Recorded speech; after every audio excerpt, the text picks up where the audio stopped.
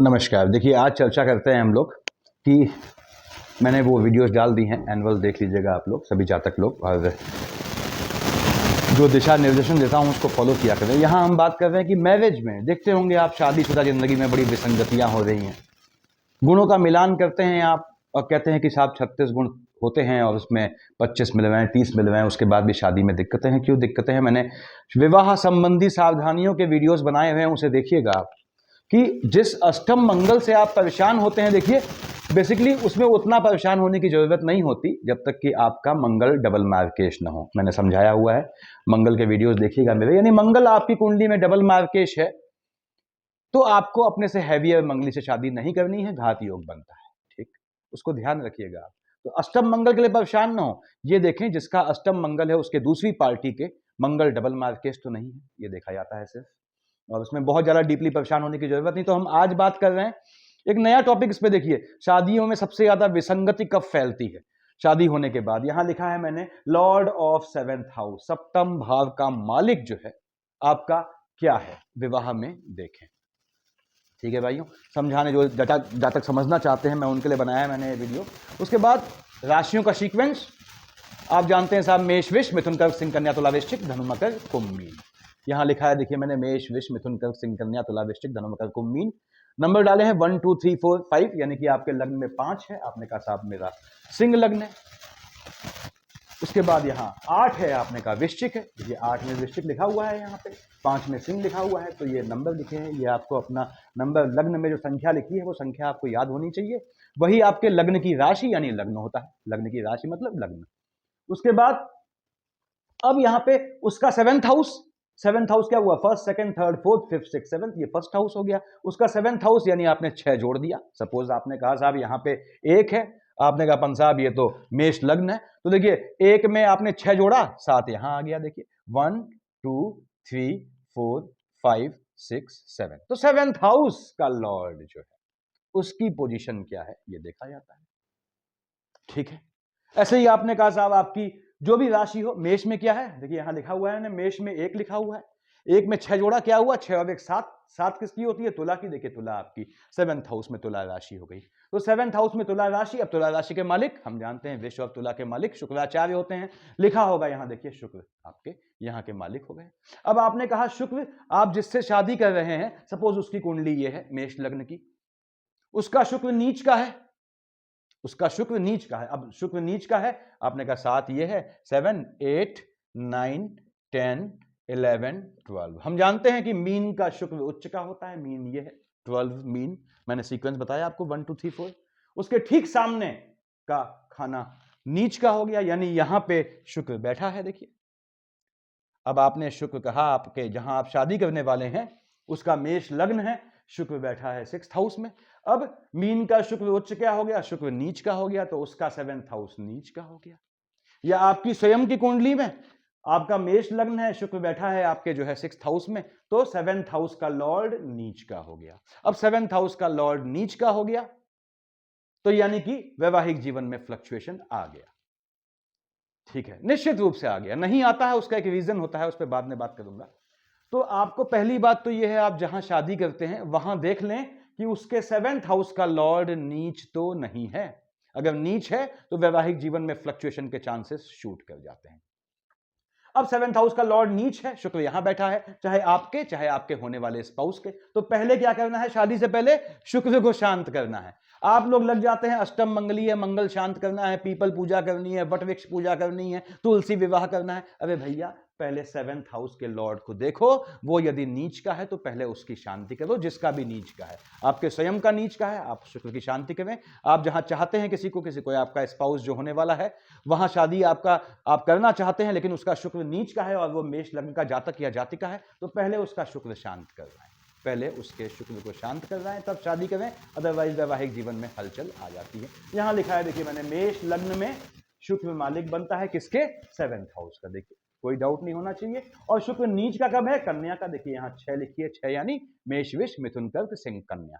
तो कन्या का शुक्र नीच का है, यानी कि मेष लग्न की कुंडली में, मेष लग्न की कुंडली में यदि शुक्र बैठा है कहां? आपके 6th हाउस में, या जहां 6 लिखा है यानी कन्या राशि में, वो नीच का हो गया। यदि आपका स्वयं का है, अपना शुक्र शांत करना है तब शादी करें। यदि आपके जिससे आप शादी कर रहे हैं उसका 7th हाउस का लॉर्ड नीच का है, या तो शादी अवॉइड कर दें, कर सकते हैं तो, और शादी करनी ही करनी है बिल्कुल इश्क मोहब्बत जो है तो आपने उसका वो ग्रह शांत करना पड़ेगा। मेष लग्न के लिए यदि आप स्वयं है या आपका स्पाउस है, होने वाला स्पाउस, तो या तो अपना शुक्र शांत करें, अगर आपका नीच है और सामने वाले का है तो उसके शुक्र की शांति करें। ग्रहों की शांति कैसे की जाती है मैंने बताया हुआ है। तो मेष लग्न वालों, यदि आपका शुक्र बैठा है 6th हाउस में, समझ लीजिए वैवाहिक जीवन में हलचल आनी है। और ऐसे जातक से शादी करते हैं तो प्रिकॉशन क्या लेनी है बताया मैंने। ऐसा नहीं है कि शुक्र यहां मेष लग्न वालों का नीच का होकर बैठा है तो उसकी शादी ही नहीं होगी, शायद शादी चलेगी नहीं, बिल्कुल चलेगी। शुक्र को शांत करें, या तो आपके अपने लक्षण शुक्र को शांत कर देते हैं, और या फिर आपको शुक्र को शांत करना पड़ता है। ये किस्मत है, अगर ग्रह अच्छे हैं तो आपके कर्मों से स्वयं शुक्र शांत हो जाता है, आपके ऐसे कर्म होते हैं। और अगर किस्मत अच्छी नहीं है तो शुक्र आपका नीच का रहता है, वैवाहिक जीवन में भूचाल ले आता है। तो ये मेष लग्न वालों का खेल था। आगे बढ़ते हैं, देखिए इसको हटा देता हूं मेष। तो आपको क्या देखना है, 7th हाउस का लॉर्ड अवश्य देखें, जहां भी आप शादी करने वाले हैं उसका, और अपना स्वयं का भी। और कोशिश करें कि यदि सामने वाले का 7th हाउस का लॉर्ड नीच का है तो आप या तो उसका 7th हाउस का अपने सामने शांति करवाएं, और या फिर विवाह वहां पे अवॉइड करें। अगर आपके पास और ऑप्शन है तो, चाहे आप मेल हो चाहे फीमेल हो, उससे फर्क नहीं पड़ता। उसके बाद आपने कहा साहब विष लग्न, कोई दिक्कत नहीं, यहां मैंने 2 लिख दिया, ये विष लग्न हो गया। 6 जोड़ना है, 9 10 11 12 1, 6 जोड़ेंगे, सॉरी। तो 6 जोड़ा आपने, यहां क्या आया, 6 2 8, यहां 8 आया, ठीक है, आई एम वेरी सॉरी। अब 8 जोड़ा आपने, यानी कि आपके कहा कि विष लग्न वालों आपके 7th हाउस में क्या है, 8 लिखा है, तो वृश्चिक राशि। अब वृश्चिक राशि है आपके, आपने कहा साहब वृश्चिक राशि में यहां पे लॉर्ड कौन हुआ, इसका मंगल हुआ, 7th हाउस का लॉर्ड मंगल हो गया। देखिए यहां लिखा होगा विष लग्न वालों में 7th हाउस में वृश्चिक राशि है, मालिक क्या हो गया, मंगल हो गया। हम जानते हैं मकर का मंगल उच्च का होता है। आपने कहा साहब मंगल यहां उच्च का है, मकर का 10 मकर हुई, यहां से 7वां क्या हुआ, देखिए 1 2 3 4 5 6 7, यानी मंगल आपका यहां बैठा है तो नीच का हो गया। यानी विष लग्न वालों, यदि मंगल आपका 3rd हाउस में बैठा है तो आपको अपनी शादी से पहले मंगल को शांत करना है। अब मंगल आपका 7th हाउस का लॉर्ड है तो मांगलिक इशू शूट कर जाता है, मांगलिक नॉन मांगलिक देख के शादी करेंगे, क्योंकि मंगल जो है यहाँ पे मेजोरिटी में आ गया।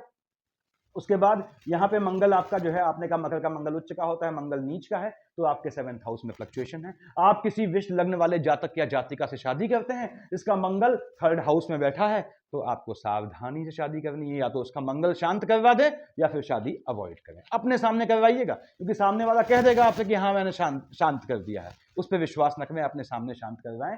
तो विष लग्न वालों के लिए याद रखिएगा, यदि मंगल आपका 3rd हाउस में बैठा है, यानी कर्क का मंगल है, तो आपके वैवाहिक जीवन में हलचल आना तय है। क्या इसका मतलब मंगल यहां ना बैठा हो तो वैवाहिक जीवन में हलचल आएगी ही नहीं? नहीं, ऐसा मैंने नहीं कहा, क्योंकि मैंने बताया 7-8 फैक्टर होते हैं जो मेजर होते हैं।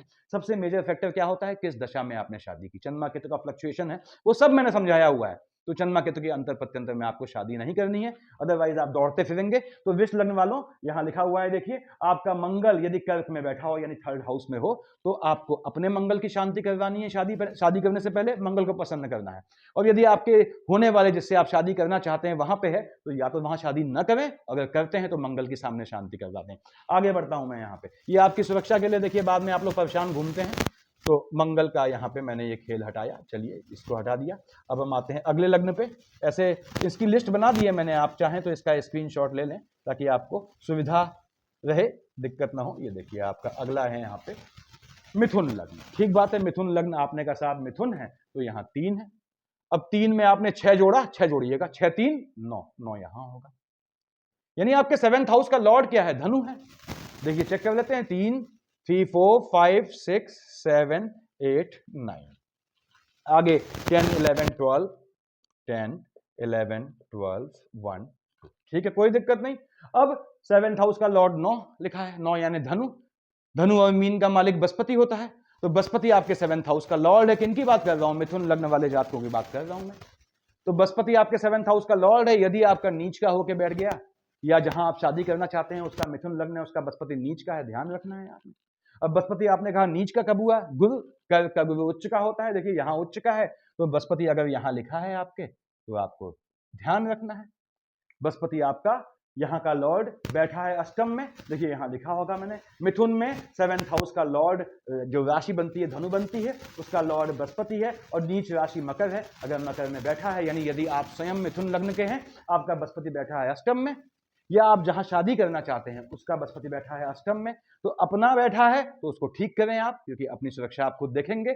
और अगर आप जहां शादी करना चाहते हैं, रिश्ता आया है कोई, वहां पे 3-4 रिश्ते आए हैं, एक का बृहस्पति जो है बैठा हुआ है, एक जो मिथुन लग्न वाला जातक या जातिका है जो आपके स्पाउस के लिए आया है, उसका बृहस्पति बैठा है आपके अष्टम में, शादी या तो मना कर दे या फिर आपको ध्यान रखना है कि उसका बृहस्पति सामने शांत कर रहा है, अपने सामने कर रहा है सामने। देखिए इस पे विश्वास नहीं किया जाता है इन चीजों पे, क्योंकि आप ये मत सोचे कि जो है सामने वाला भी किसी का लड़का या लड़की है वो करवाएगा, नहीं। आजकल तांत्रिक लोग जो है एडवाइस करते हैं पेरेंट्स को कि आपका मंगल है, अष्टम मंगली है, उसको आप जो है 9th का मंगली दिखा दीजिए और शादी कर दीजिए, या फिर आपके अष्टम मंगली है या मंगल का ये कॉम्बिनेशन है, यहाँ पे 2 विवाह योग बनता है, 12th हाउस से मंगल बैठा है, तो इसमें क्या है, एक विवाह वहां करें जहां आप शादी नॉर्मली नहीं करना चाहते हैं बवाल काटने के लिए, क्योंकि एक को तो मरना ही मरना है। तो ऐसे में आपका लड़का या आपका लड़की शहीद न हो, तो ये ध्यान रखें। जिन ग्रहों की शांति कह रहा हूं, जिससे शादी करना चाहते हैं, यानी यदि मिथुन लग्न वाले जातक से शादी करना चाहते हैं, तो याद रखें आप, उसका बृहस्पति अगर बैठा हुआ है अष्टम में, अपने सामने शांति कर रहा है, विश्वास बिल्कुल न करें। यहाँ पे आते हैं हम अगले पे, ये आपकी अपनी सुरक्षा है, देखिए विश्वास करते हैं दैट्स ऑन यू। उसके बाद आगे आते हैं हम कर्क पे। मैंने यहाँ लिस्ट लिखी है भाइयों और बहनों, फिर बोल रहा हूँ लिस्ट में देख लीजिएगा, ऐसे निकालना आसान रहेगा आप लोगों के लिए। और ये बहुत मेजर चीज है, आप लोगों के लिए ध्यान रखना है कि एक झटके में आप मंगल शांत करते हैं, ये शांत करते हैं, पहले इसको देखें। अब देखिए अगला है कर्क, ठीक है, कर्क में आपने का साहब चाहिए 4 यहाँ आ गया, अब 6 जोड़ा, 6 4 10 यहाँ आ गया। 7th हाउस का लॉर्ड क्या है आपका, आपने का साहब 7th हाउस का लॉर्ड जो है आपका शनि है, देखिए लिखा होगा कर्क में मकर राशि है 7th हाउस में, उसका लॉर्ड शनि है। अब आपने कहा शनि उच्च नीच का, तुला का शनि उच्च का होता है, यहाँ 4 5 6 7 7 यहाँ लिखी होगी, तो तुला का शनि उच्च का होता है। और आपने कहा 8 9 10 11 12 1, यहां पे देखिए शनि आपका यहां लिखा है। शनि आपके 10th हाउस में है कर्क लग्न वालों, तो आपको याद रखना है आपके 7th हाउस का लॉर्ड फ्लक्चुएटिंग है। अपनी शादी से पहले अपने शनि को शांत करवाएं, और जहां शादी करना चाहते हैं उसका कर्क लग्न है और शनि बैठा है 10th हाउस में, तो मंगल मंगल मत देखें, पहले शनि को देखें, उसकी शनि की शांति करवाएं या शादी से साफ मना कर दें, ठीक। और फिर से कह दूं, इसका मतलब ये नहीं है कि जो कर्क लग्न वाले हैं शनि यहां बैठा है उनकी शादी नहीं होगी, बिल्कुल शादी होगी, बहुत मजबूत शादी चलती है, बस शनि को शांत करना पड़ता है। अगर आप ये गलती नहीं करते हैं तो आपका वैवाहिक जीवन बढ़िया होता है। यदि आप सोचते हैं कि इससे कोई फर्क नहीं पड़ता, तो आपकी शादी वैवाहिक जीवन की धज्जियां उड़ जाती हैं। उसके बाद आते हैं हम अगला 5, यहाँ पे 5 में हमने कहा साहब सिंह लग्न, देखिए यहाँ 5 लिखा हुआ है, ठीक बात है। 5 में आपने फिर 6 जोड़ा, 5 5 10 और 11 11th यहां आ गया, देखिए। अब आपने कहा साहब सिंह लग्न में 7th हाउस का लॉर्ड क्या है, ये भी शनि महाराज है, क्योंकि क्या राशि है, कुंभ राशि है, यहां लिखा होगा सिंह लग्न में कुंभ राशि है 7th हाउस में, देखिए। और शनि लॉर्ड बनता है, हमने अभी देखा शनि जो है तुला का शनि उच्च का होता है, मेष का शनि नीच का होता है। अब 11 12 1 2 3 4 5 यानी शनि आपका यहां बैठा है, कहां, भाग्य वाले खाने में। तो आपको ध्यान रखना है, शनि आपका तुला का शनि 5 6 7 उच्च का होता है, बैठा है नीच का होके, यानी सिंह लग्न वालों यदि शनि आपका बैठा है आपके कहां, आपके 9th हाउस में, तो आपको ध्यान रखना है कि आपको विवाह जो है ऐसे करना है कि अपना शनि शांत कर लें, या फिर आपके स्पाउस का शनि यहां बैठा है, ये शनि आपको धन बहुत दे जाता है, लेकिन वैवाहिक जीवन में आपका हलचल ले आता है। तो उस हलचल से बचने के लिए, चाहे उच्च का हो चाहे नीच का हो, हलचल लाता है, उस हलचल से बचने के लिए आप अपने स्पाउस का यदि शनि यहां बैठा है शांत कर रहे हैं, या अपना शनि शांत कर रहे हैं शादी से पहले। और हालांकि शनि यहां धन का योग बनाता है, बिल्कुल योग बनाता है, लेकिन ये वैवाहिक जीवन में हलचल ले आता है। शनि यहां पे सिंह लग्न वालों थोड़ा भी आपका जो है दमित हो गया, या आपके स्पाउस की कुंडली में थोड़ा भी मजबूत हो गया, तो आपका बिल्कुल जो है ऐसे जीवन होता है ऐसे गले में पट्टा पड़ा हुआ हो। तो अब आते हैं कन्या लग्न वालों 6, देखिए यहाँ 6 लिखा है, ठीक बात है। अब आपने 6 में 6 जोड़ा, 12 आ गया, देखिए यहाँ लिखा हुआ है कन्या में मीन है, ये 12 आ गया मीन। अब आपने कहा कि 7th हाउस का लॉर्ड क्या है, मीन, मीन यानी बृहस्पति है। बृहस्पति कब उच्च का होता है, कर्क का बृहस्पति उच्च का होता है। तो यहां पे देखिए 12 1 2 3 4, यहां कर्क का बृहस्पति होता है, उच्च का होता है, 5 6 7 8 9 10 मकर का बृहस्पति, आपने कहा साहब ये बृहस्पति आपका यहां बैठा है, नीच का है। तो कन्या लग्न वालों यदि आपका बृहस्पति बैठा है देखिए आपके 5th हाउस में, तो आपको क्या है, आप जानते हैं मकर का बृहस्पति नीच का होता है, 7th हाउस फ्लक्चुएटिंग हो जाएगा। तो अपने बृहस्पति को शांत करवाएं शादी से पहले, या फिर जहां शादी करते हैं वो कन्या लग्न वाला जातक जातिका है और उसका बृहस्पति बैठ गया है उसके संतान वाले खाने में, तो पहले उसके बृहस्पति की शांति करें, उसके बाद विवाह करें, अदरवाइज आप परेशानी में पड़ेंगे।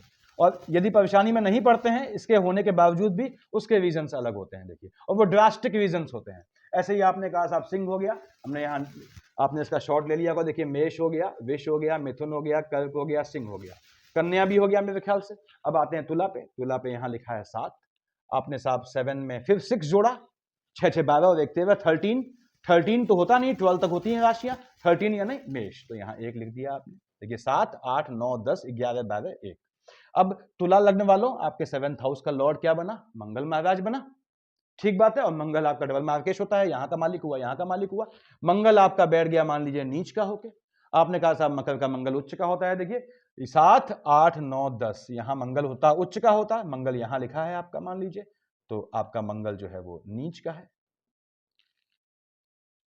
तो तुला लग्न वाले जात को मंगल बैठा है आपके 10th हाउस में, पैसा बहुत दे जाता है, पॉलिटिकल योग देता है, मैं उन सब की बात ही नहीं कर रहा हूं। गवर्नमेंट जॉब का योग बनाता है, क्लास 1 ऑफिसर का योग बनाता है, मैं उसकी बात ही नहीं कर रहा हूं। मैं बात कर रहा हूं सिर्फ वैवाहिक जीवन में, क्योंकि ये मालिक नीच का है और मालिक कहां बनता है? यहां का, यानी 2nd हाउस का 7th हाउस का डबल मार्केश है, आपके वैवाहिक जीवन में हलचल ले आता है, धज्जियां उड़ा देता है। यदि आप तुला लग्न वाले जातक से शादी कर रहे हैं, मंगल बैठा है 10th हाउस में, पहला काम मंगल शांत कर रहा है। दूसरी बात, शादी के में यदि आपका स्वयं का है तो आपको भी मंगल शांत करना पड़ता है, क्योंकि मंगल नीच का होने पे 7th हाउस में आपके और लाइनेज में पीढ़ी में हलचल ले आता है, पिता की साइड से हलचल ले आता है। तो आपको तुला लग्न वाले जातक स्वयं है, मंगल बैठा है 10th में, पहले अपना मंगल शांत करें, विवाह से पहले एटलीस्ट बोला है मैंने। और यदि आपके होने वाले स्पाउस का है, आपने देखा साहब शादी का रिश्ता है, लड़की पसंद है, लड़का पसंद है, आपको मंगल बैठा है 10th हाउस में है तुला लग्न, तुरंत पहले मंगल की शांति कर रहे हैं, अपने सामने कर रहे हैं उनकी, ठीक। ये आपके तुला लग्न वालों का है। आपने कहा साहब तुला के बाद हम आते हैं वृश्चिक लग्न, देखिए यहाँ पे तुला का लिखा होगा, देखिए मेष था 7th हाउस में, मंगल मालिक था और कर्क में बैठ गया, तो ये नीच का हो गया। अब वृश्चिक आते हैं, यहाँ हमने लिख दिया देखिए 8, अब 8 में 6 जोड़ा, 8 6 14, राशि होती है 12 तक, कितनी ज्यादा होगी? 2, यहाँ 2 लिख दिया आपने, देखिए वृष राशि है। तो वृश्चिक लग्न वालों में 7th हाउस का लॉर्ड क्या है? वृष राशि, शुक्राचार्य, यहाँ लिखा होगा देखिए, वृश्चिक में वृष राशि है 7th हाउस में, शुक्राचार्य लॉर्ड है। अब शुक्राचार्य हम जानते हैं कि मीन का शुक्र उच्च का होता है, कन्या का शुक्र नीच का होता है, देखिए 8 9 10 11 12, शुक्र यहां है तो आपका उच्च का है, और ठीक सामने है तो आपका शुक्र जो है नीच का है, तो शुक्र आपका यहां बैठा है नीच का होकर। 1 2 3 देखिए 2 3 4 5 6, ठीक बात है, शुक्र नीच का है, यानी कि वृश्चिक लग्न वालों शुक्र बैठा है आपके लाभ वाले खाने में, नीच का होकर बैठा है, आपको ध्यान से जो है शादी करनी है। क्योंकि ऐसा क्यों बोला मैंने? क्योंकि 2 और 7 का मालिक शुक्र वैसे ही आपका डबल मार्केश के शेड में होता है, तो वृश्चिक लग्न वालों को तो बहुत कॉन्शियस रहना पड़ता है शादी के लिए। और शुक्र नीच का हो गया तो फिर जो है वाही तबाही होती है, यानी वृश्चिक लग्न वाले जातक से शादी कर रहे हैं, शुक्र नीच का है, तो या तो शुक्र की शांति कर रहे हैं पहले, चंद्रमा केतु के फ्लक्चुएशन में शादी बिल्कुल न करें, और या अगर आपका अपना है तो अपने शुक्र की शांति कर रहे हैं तब शादी करें, अदरवाइज शादी से मना कर दें या ना करें। उसके बाद आगे बढ़ते हैं हम, वृश्चिक के बाद धनु के आते हैं। धनु यानी बृहस्पति महाराज मालिक हुए धनु के, देखिए बृहस्पति मैंने 9 लिख दिया यहाँ पे, 9। अब 9 में फिर 6 जोड़ा आपने कहा पंत साहब 6 जोड़ने पे 9 10 11 12 13 14 15 15 आया, -12 कितना हुआ? 3, ये 3 लिखा है आपके यहाँ पे देखिए, यानी आपके 7th हाउस का लॉर्ड धनु लग्न वालों वो बुध महाराज होते हैं, मिथुन राशि होती है, लिखा होगा देखिए आपके धनु में 7th हाउस में मिथुन राशि है, बुध मालिक बनता है। हमने कहा साहब बुध हम जानते हैं कि कन्या का बुध उच्च का होता है, मीन का बुध नीच का होता है, 3 4 5 6, अगर बुध यहां बैठा है तो उच्च का है, ठीक सामने यहां है तो ये आपका नीच का है। आपका बुध बैठा है आपके धनु लग्न वालों यदि 4th हाउस में, तो देखिए आपका बुध जो है वो नीच का है, आपको ध्यान रखना है वही जो मैंने बताया आपको कि अगर धनु लग्न वाले से शादी करते हैं और बुध बैठा है उनका 4th हाउस में, तो या तो आप पहले बुध की शांति करवाएं, आसान होती है, बताया है मैंने वीडियोस में, और या फिर आपका जो है शादी से मना कर दें।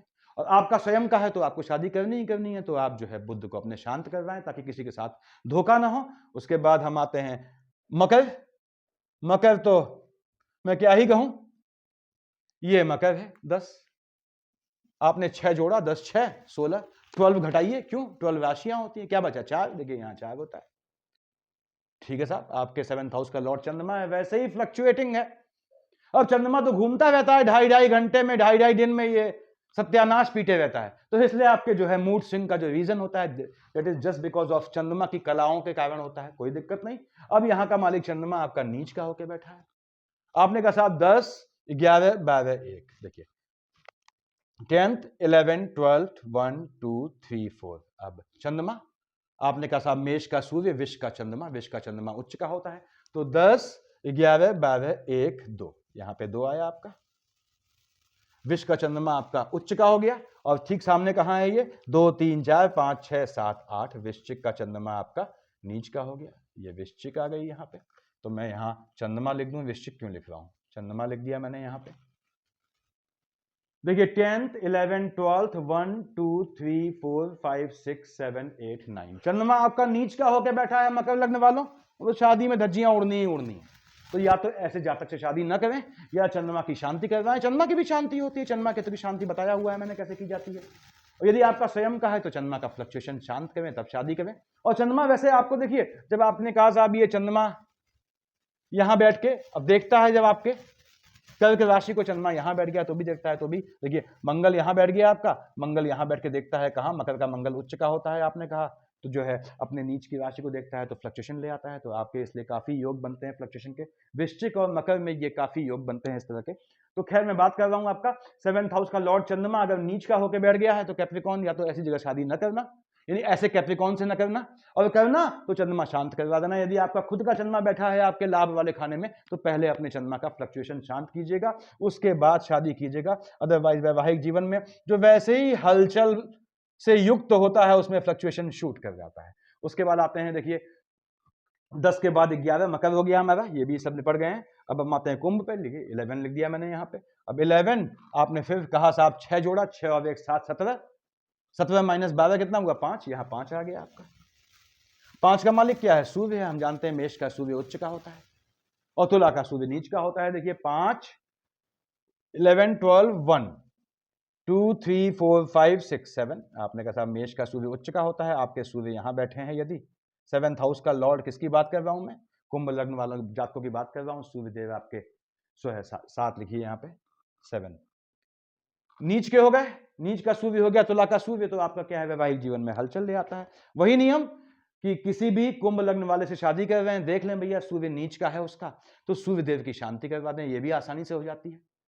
उसके बाद शादी से कम 27 दिन पहले ये प्रोसेस करवानी चाहिए, जो आपको जो मैं बता रहा हूं ग्रहों की शांति की जो मैंने बताई हुई है सभी।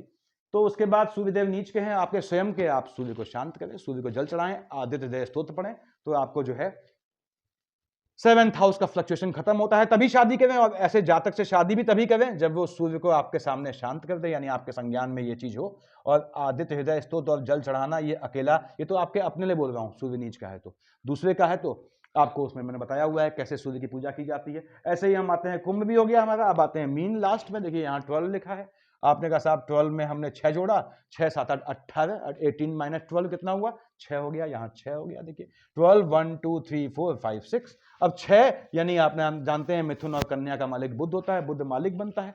अब बुध आपका क्या हुआ, मीन का बुध जो है वो आपका, कन्या का बुध उच्च का होता है, मीन का बुध नीच का होता है। इसका मालिक बुध बैठ गया है ठीक सामने लग्न में, यानी कि मीन लग्न वाले जातकों लग्नस्थ बुध है, तो आपको पहले बुध की शांति करें फिर शादी करें, अदरवाइज वैवाहिक जीवन में हलचल आएगी, क्या फायदा। और उसके बाद आपको यदि आपके होने वाले स्पाउस का है या कोई रिश्ता आया है जो मीन लग्न का है, बुध लग्न में बैठा है, पहले उनके बुध की शांति करवाएं, वो भी मैंने बताया हुआ है, और तब शादी करें। और याद रखें मंगल महाराज है, 19.5 महीने लेते हैं, तो 27 दिन शादी के दिन से 27 दिन पहले के 1 दिन 2 दिन पहले, 27 दिन पहले आपका वो शांति हो जानी चाहिए। और मंगल महाराज कब कितना टाइम लेते हैं, 19.5 महीने लेते हैं, यानी 19.5 महीने प्लस 27 दिन, इतना पहले से आपको मंगल की शांति करनी पड़ती है। सूर्य आपके जो हैं उनका जो है शांति 18वें महीने में होती है, शनि की शांति 18वें महीने में होती है। तो 18th मंथ प्लस 27 दिन कम से कम शादी से इतना पहले आप उपाय शुरू करें अपने या जहां भी शादी करना चाहते हैं उनका। ऐसे बनता है चंद्रमा केतु, मैंने बताया हुआ है 32 दिन, यानी कि 27 दिन प्लस 32 दिन पहले से उपाय शुरू करें, उसके बाद शादी करें, बिल्कुल तो ये योग बनेगा। इसको ध्यान रखिए, 7th हाउस का लॉर्ड यदि आपका, मैंने यहां लिखा हुआ है देखिए आपकी सुविधा के लिए, नीच का है या जहां आप शादी कर रहे हैं वहां उसका नीच का है, तो या तो आपके पास कई ऑप्शन है, तो साफ मना कर दें, क्यों काम का नाटक पालना होगा।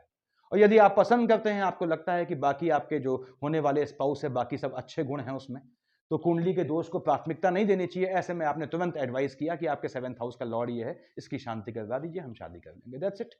तो ये आपका जो है 7th हाउस देखना पड़ता है। ये वो चौथी चीज है जो आपको विवाह में देखनी पड़ती है। मैंने बताया है, इससे पहले वीडियो देखिएगा। विवाह में थोड़ी सी भी सावधानी बरतते हैं आप, तो आपका वैवाहिक जीवन बहुत बेहतर रहता है। याद रखें, किस दशा, अंतर, प्रत्यंतर और सूक्ष्म पे आप बैठे फेरे के लिए वेदी पे, वो चीज बहुत महत्वपूर्ण रखती है। उसमें चंद्रमा केतु का फ्लक्चुएशन आ गया तो वैवाहिक जीवन में चंद्रमा केतु की लोकेशन हल्की सी भी गड़बड़ होती है, धज्जियां उड़ा देता है। साथ ही साथ यदि आपके 7th हाउस का लॉर्ड नीच है, उसकी शेड भी आ गई, तो वो आपके वैवाहिक जीवन को नरक में तब्दील कर देता है।